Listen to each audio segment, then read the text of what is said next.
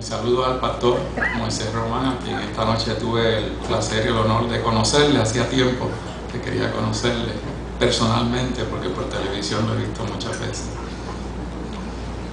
A Esther, muchísimas gracias también por la invitación. Ella fue el contacto para que yo estuviera aquí esta noche. Y me pidió Esther que tuviera algunas palabras con relación a cómo enfrentarnos a la crisis que estaba ocurriendo en Puerto Rico y cómo nosotros los varones, los hombres, podemos hacer eso de alguna manera que sea conducente al crecimiento nuestro y de las personas que nos rodean. Un poco difícil lo que voy a decir, en el sentido de que es difícil decirle esto es para los hombres. Yo creo que nos va a aplicar a todos, pero voy a tratar de ser más dirigido hacia los varones, porque ese fue el pedido que me hicieron. Y cuando me estaba haciendo esa pregunta de cómo yo iba a enfocar este asunto, mis ojos se fueron al profeta Habacuc en el Viejo Testamento. Y saben que Habacuc escribe en una circunstancia muy interesante, porque el pueblo de Israel está sitiado por los caldeos y tienen una amenaza de ataque inminente, así que ellos tienen que estar sumamente nerviosos. Este es un pueblo que lo están amenazando de muerte, así que es una circunstancia muy fuerte la que estaban teniendo como pueblo. Pero es interesante porque cuando entramos en el capítulo 2 del libro de Habacuc, Habacuc empieza a hablarnos de la condición interna del pueblo. Y entonces empieza a hablarnos de los excesos y de la violencia que había en aquel pueblo de Israel. Y empieza a hablarnos inclusive de la idolatría que se estaba gestando en el pueblo. Así que me parece que el libro de Habacuc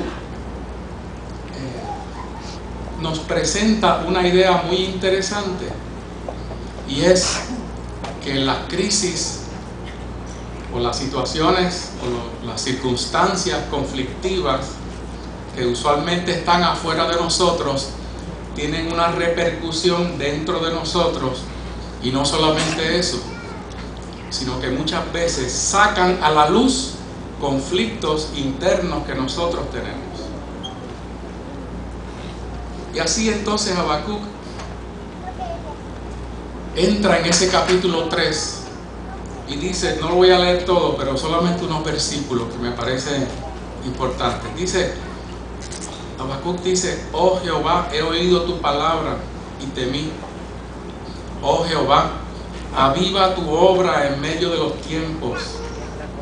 En medio de los tiempos, hazla conocer. En la ira, acuérdate de la misericordia. Así que en ese momento donde hay una crisis externa, lo primero que vemos en Habacuc es que también tenemos que mirar lo que está pasando internamente.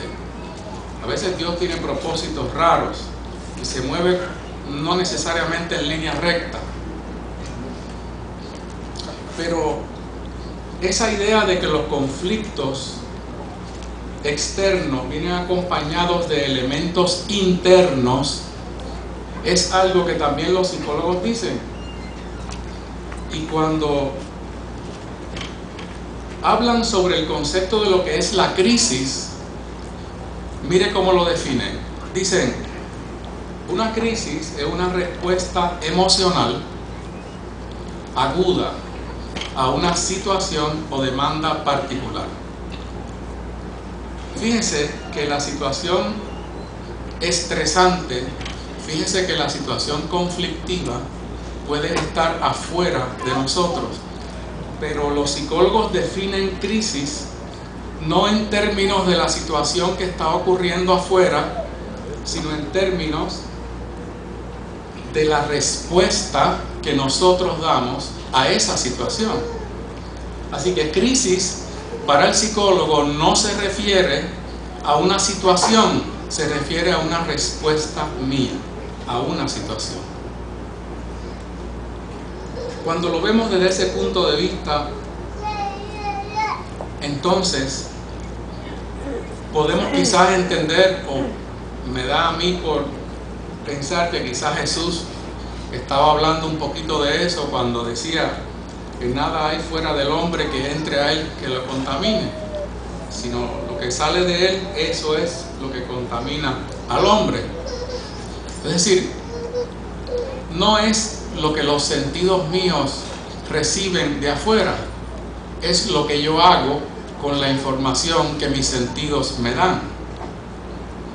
Así que pone en nosotros entonces una responsabilidad muy grande, y es la diferencia quizás en el viejo pacto y el nuevo pacto, ¿no? Donde allá en el viejo pacto Moisés hablaba y reglamentaba la conducta de la gente. Usted lee el decálogo: no hagas esto, no hagas lo otro, haz esto, haz lo otro. Pero Jesús no vino para reglamentar nuestra conducta, vino para reglamentar las intenciones del corazón. Y por eso es que entonces habla del amor y le llama mandamiento. Un nuevo mandamiento os doy: que vuestro corazón se comporte de esta manera, en amor. Pero cuando nosotros entonces vemos la crisis como una respuesta, entonces nos percatamos que el caer o no en un estado de ansiedad o en un estado de depresión no necesariamente está definido por lo que está ocurriendo. Y eso hasta cierto punto, ¿verdad? Porque hay incidentes que cuando ocurren siempre nos van a atribular.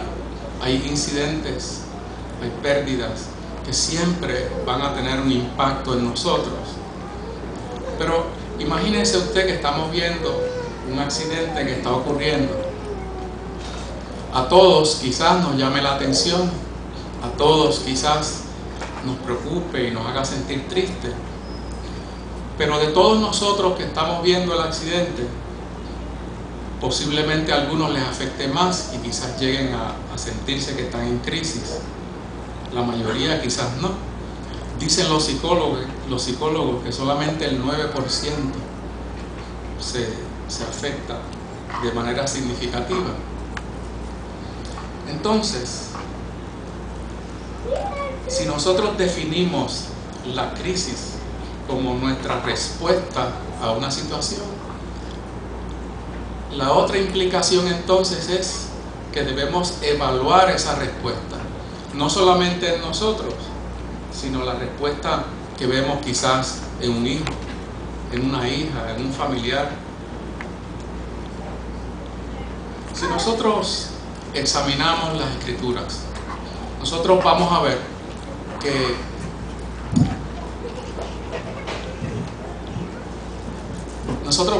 que Dios se valió de situaciones difíciles para añadir a su pueblo elementos de su carácter que necesitaban ser desarrollados. Con eso no estoy diciendo que Dios manda la crisis, no es eso lo que digo, pero Dios sí está presente en cada una de esas circunstancias. El pueblo de Israel, por ejemplo, estuvo en Egipto por 400 años y estuvo allá como esclavo. Y cuando Moisés los saca de Egipto, están entonces 40 años dando vueltas por el desierto. Mire qué interesante. Aquellas personas que llevaban allí tantos años como esclavos en Egipto, tenían una mentalidad de esclavos, no podían reclamar la libertad de la tierra prometida, no estaban psicológicamente preparados. Pero entonces, en aquellas vueltas por 40 años en el desierto, Dios estaba preparando la interioridad de esas personas y estaba preparando a una generación para que pudiera entonces reclamar la libertad que les era prometida.